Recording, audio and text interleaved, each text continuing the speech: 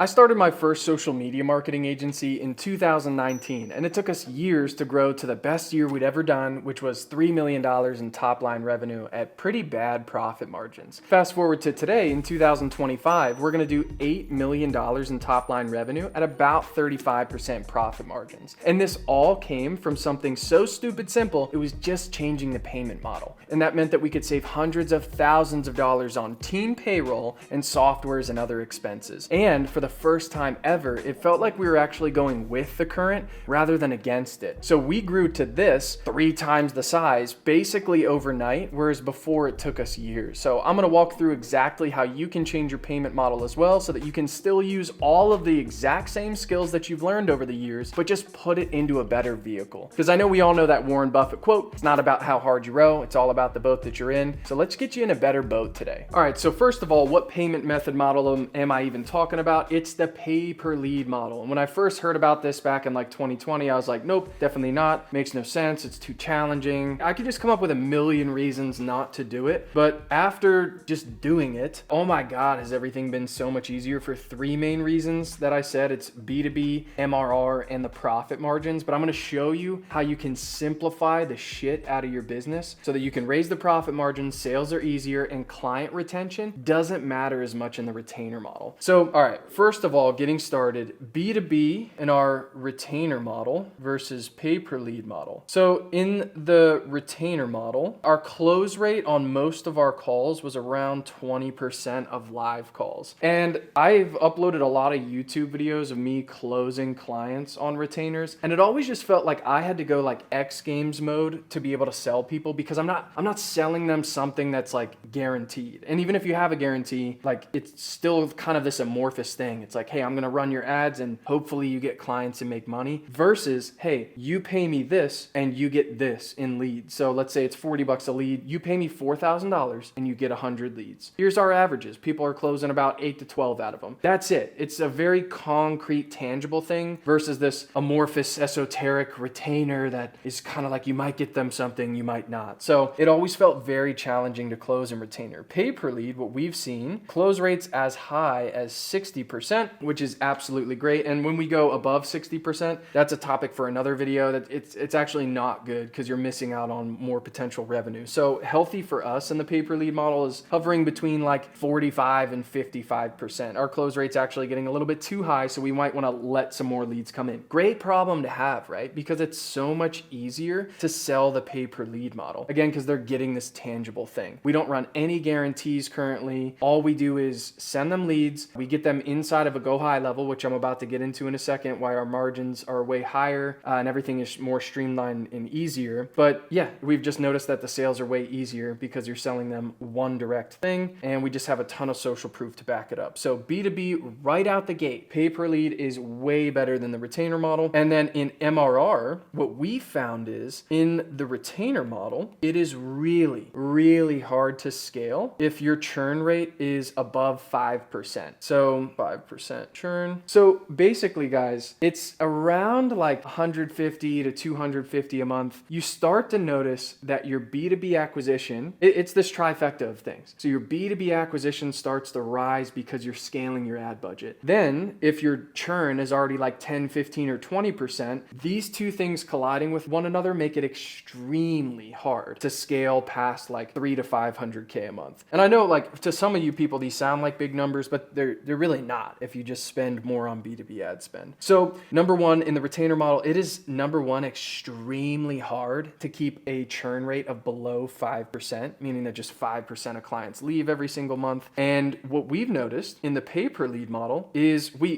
I'm not going to say we don't track this number, the client retention, but we don't care as much because of the model itself. So we've seen months as high as 25% of our clients churning, but guess what? It didn't affect MRR. It gets better. So our MRR on that specific month was about $228,000, and we ended up in MRR selling about $260K, but we churned 25% of the clients. You know what that means? We got rid of headache clients that didn't want to work the leads. They didn't have a good experience. Those specific cases, that was on the client. And we went to our other clients that we love. They're doing everything we say. They're making a bunch of money and they're having a great experience. And we sold them more. That's the simplest solution in the world. Alex Ramosi says it all the time. If you can find a way to sell clients something that they like, and rather than horizontally sell them like, hey, now can we do a PPC retainer or a Facebook retainer or a TikTok retainer, just get them more of what they already like, it's so much easier. So we went to, let's say, out of our 75% of clients that stuck, we just went and sold a measly like 8% and upsold them all a ton so that they took their lead spend from like $4,000 a month all the way up to like $12,000, $15,000. And we did that for a couple people, and then it ended up completely making up for the 25% of clients that we lost, which is just absolutely insane. So MRR starts to become way easier to scale when you do just that. You just scale the MRR and the numbers and the revenue and the dollars, and not so much the clients. Of course, that's still important, but it's not going to hurt your P&L that much. And it makes things easier when you churn these bad clients and you just are left with the good ones, and they're also paying more. It's an amazing trifecta that happens. So next we get into the profit margins, and I'm going to show you a P&L video in another video. So I'll literally walk you through my P&L and how everything works, but I just want to show you how simple everything is. So here's our profit margins. Let's say in the retainer model, we did, what was our top line revenue month? I can't remember if it was 240 or 260, but whatever. Let's say it's $240,000, and we spent about 50K on B2B ads. We spent about 20K in softwares because our go high level fees were astronomically high. I had a closer that I had to pay. That's about 30K. I had a large staff, at least for me at this revenue. So like 65K for, 240 top line to me is definitely a lot. But then just because I'm horrible at math, if we add all this up so far, we got 240 minus 50 minus 20 minus 30 minus 65. So now we're left with 75K here. And then you put in chargebacks, refunds, the clients themselves just being miserable to work with most times. And I'm missing a couple other expenses, but what we ended up around was around 40K. So we'll just do 40 divided by 240. So that profit margin was about 16%. Okay, this was pretty average for us. I've definitely had a month or two before in retainer where we cleared a 100K profit month, and that was super cool, but it was very, very, very hard to get there. There was a lot of PIFs sold,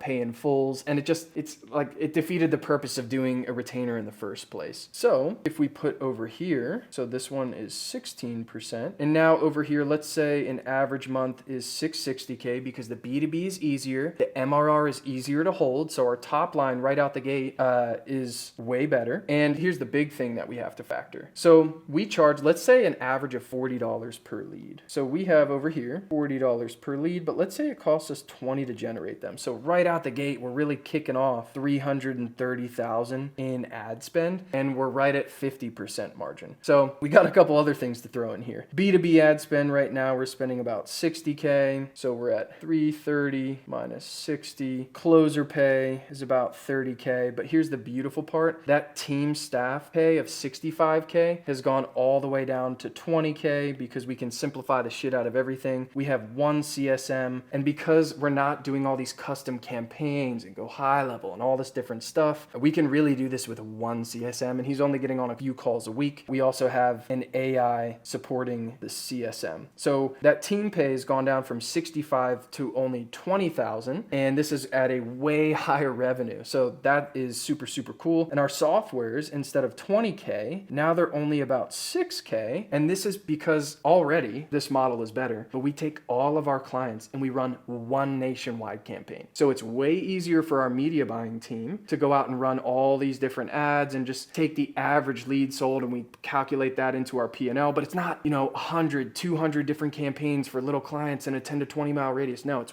one nationwide campaign, and they plug into one go high level sub account that we only give them visibility over their leads. We're not changing anything in go high level. We're not doing all these different build outs. Nobody's getting all their own custom and amazing things. Unless they want to, they can totally pay for it. I'm just saying we simplified the shit out of the SMMA world. So let's do the math. So we're at 330 minus 60K minus 30 minus 20 minus 6. And I'm missing a few other expenses because I know what our actual profit is. But let's just take off another 30. So let's say 184 divided by 660. That's 27%. So 27% versus that other one, which is 16%. So it's been like, I'll just say like the biggest thing in this in getting our profit margins to 30 to 35%. It does hover a lot, like between between months. The biggest thing is what it costs you to generate the leads while keeping the conversion rates higher and the quality of the leads. So this is just a recent example of a month where, yeah, we did fall below 30%, but holy crap, is it way better than 16. So these are probably the three biggest reasons why we chose the pay per lead model, because we already have the skill of media buying, sales, team building, systems and processes. We're building our own softwares to make the lead delivery extremely simple. And we're going to really try in 2026 to get even above a 35% profit margin. And a couple things that I didn't touch on, and maybe I might do in a different video, but when you move to the pay per lead model, let me just see if I can do a new page here. When you move to the pay per lead model, it unlocks something that you've probably never done before. So in the retainer world, if you want enterprise level companies, do you know how hard that is to close an enterprise level company on a retainer? What are you going to charge them? Like $60,000 a month just on retainer? And then they have to cover their own ad budget, and you have to have all these different case studies of working with different enterprise level companies. I've never even attempted it because it's so difficult. I only know 2 other retainer, and I know there's a lot, don't get me wrong, but in my little pool of, a couple thousand entrepreneurs, I really only know 2 that have ever gotten retainers with enterprise level companies, versus the pay per lead model. In 1 month since attempting this, we signed up a $2